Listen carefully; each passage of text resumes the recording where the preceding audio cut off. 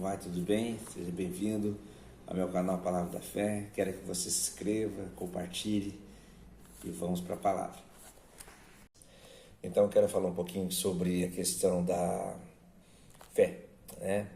Você sabia que você já foi abençoado com toda a sorte de bênção na região celeste em Cristo Jesus? Bendito seja Deus Pai Todo-Poderoso, Efésios 1:3. Bom, significa que você já tem a bênção do Senhor. Se você tem a bênção do Senhor, você tem todos os privilégios recebido e prometido pela palavra de Deus.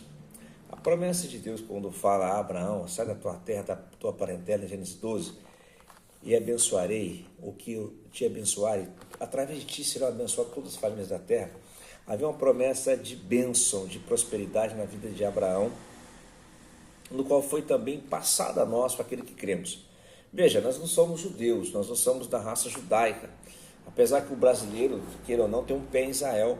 Segundo alguns historiadores, somos sefatistas, ou são aqueles que são descendentes de Portugal, que eram alguns judeus que foram para Portugal, tiveram que mudar o seu nome para alguns nomes como Carvalho, como Coelho, como Oliveira, e tiveram os seus nomes modificados para, ou eram convertidos obrigatoriamente ao catolicismo romano, ou, por exemplo, para evitar qualquer perseguição religiosa, então eles mudaram seus nomes, seus sobrenomes, e adotaram o nome português, ou nomes comuns, latinos, para se esconder ou para evitar uma possível perseguição. Agora, então praticamente existe dentro da própria cultura portuguesa e aqueles que vieram colonizar o Brasil, existe então uma linha sanguínea, até mesmo israelita ou judaica, ou das tribos perdidas de Israel, que foram diluídas ou expandidas para outras nações, para outros países que nós estamos vendo aí. Bom, o que eu quero dizer para você é o seguinte: existe a bênção sanguínea, a bênção do descendente direto de Abraão, mas também existe a bênção espiritual. Essa bênção espiritual, no qual falando Cristo Jesus, é aquela que nós recebemos Cristo pela fé. Veja, nós não estamos diante de uma lei, não somos descendentes de Moisés, não somos obrigados a viver segundo a lei. Não vivemos mais segundo a lei, mas segundo a graça. Jesus veio, ele cumpriu a lei, né? Todo aquele propósito que a lei pedia, a relação que o homem era impossível cumprir a lei, né? Todos eles são 666 artigos dentro do Código Legal judaico, né? Vamos colocar assim, no Talmud judaico, onde havia princípios ali que eram quase impossível um homem comum praticar todos aqueles rituais e se tornar um homem perfeito, entre aspas, dentro da vontade de Deus, porque era feito por obras, né? E muitas vezes o homem é imperfeito para uma lei tão perfeita como a lei de Deus. Agora, existia um homem chamado Jesus Cristo, o Filho de Deus, o Verbo encarnado. A Bíblia fala que o Verbo estava com Deus e o Verbo se fez carne e habitou entre nós.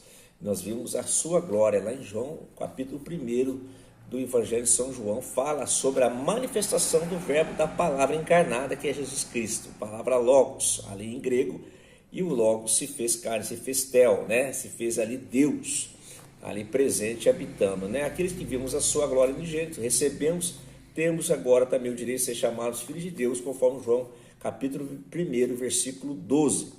Então, através disso, desse receber a Cristo, do aceitar pela fé, crendo na sua promessa, na sua palavra, nós a aceitamos através de Cristo, através da fé, e o seu senhorio, em primeiro lugar, e também como nosso Salvador.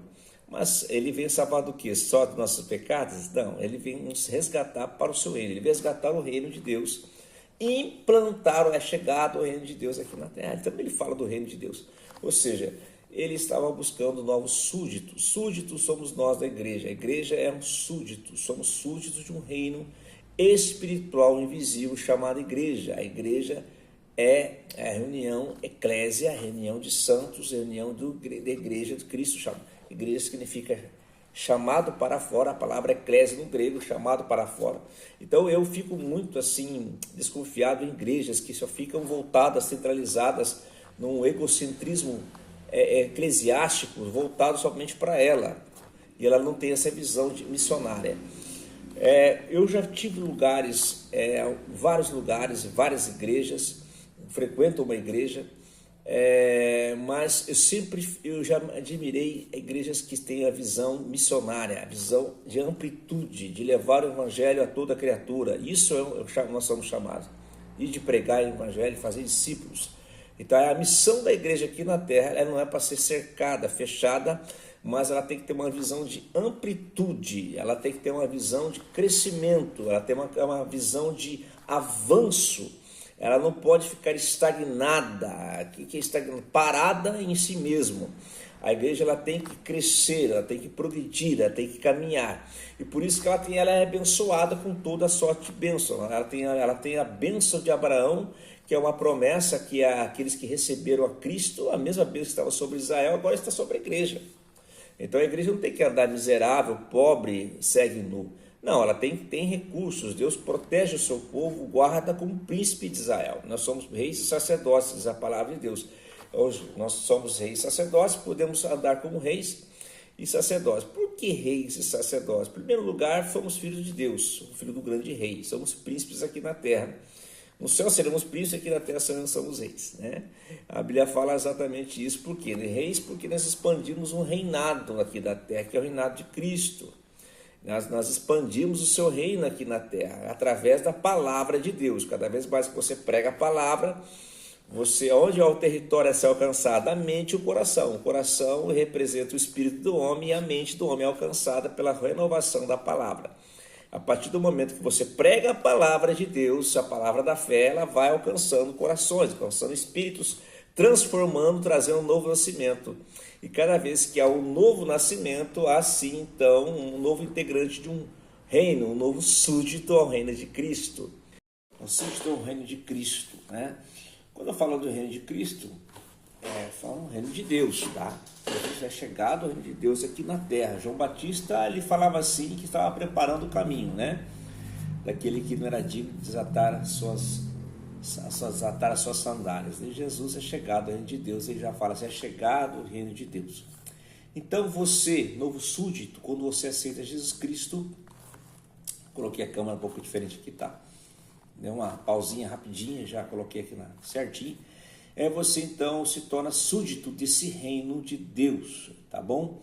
Então você tem a bênção inserida em você, tá? Quando nós falamos de reino, nós estamos falando de um reino que não é territorialmente falando, fisicamente, território de nações, tá? Como assim, né? Já deu um nó na cabeça, né? Qual é o território do reino de Deus? É aquilo que eu falei, o coração e a mente do homem. A Bíblia fala em Apocalipse que Jesus apresentou povos de todas as tribos e raças, de todas as nações. Veja, o reino de Deus ele não está limitado a uma bandeira. O reino de Deus não está limitado a uma fronteira. Não importa se é japonês, coreano, africano, argentino, brasileiro, venezuelano, americano, europeu. Não.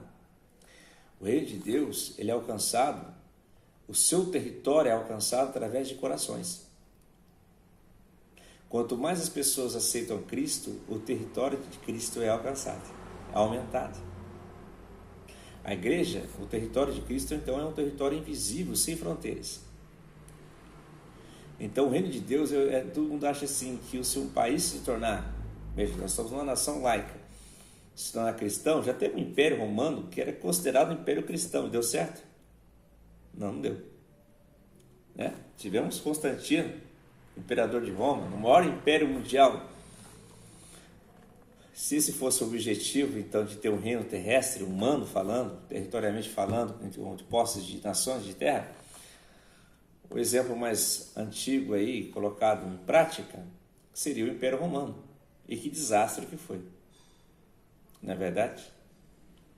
Então, nunca significou território físico, mas um território abstrato, que é exatamente o nosso coração e nossa mente. O reino de Deus é expandido em nosso coração e em nossa mente. O reino de Deus não é expandido em território de nação. Ah, mas a Bíblia diz, bendita é a nação cujo Deus é o Senhor. Amém. Bendita a nação, sim. Mas como? Mas abençoado é você, com toda a sorte de bênção na região celeste que aceitou Cristo. A bendita é a nação se tiver um povo abençoado nele vivendo. Então, independente se a nação ou não é abençoada, serve a Deus, confessa o Senhor como o Senhor Jesus Cristo, é importante que você seja abençoado. Que você é abençoado, que tenha essa convicção, essa certeza, que você já foi abençoado com toda a sorte de bênção na região celeste em Cristo Jesus. Isso é que importa. Fique com Deus. Tenha um bom dia, uma boa semana. Espero que você dê o like e compartilhe essa mensagem.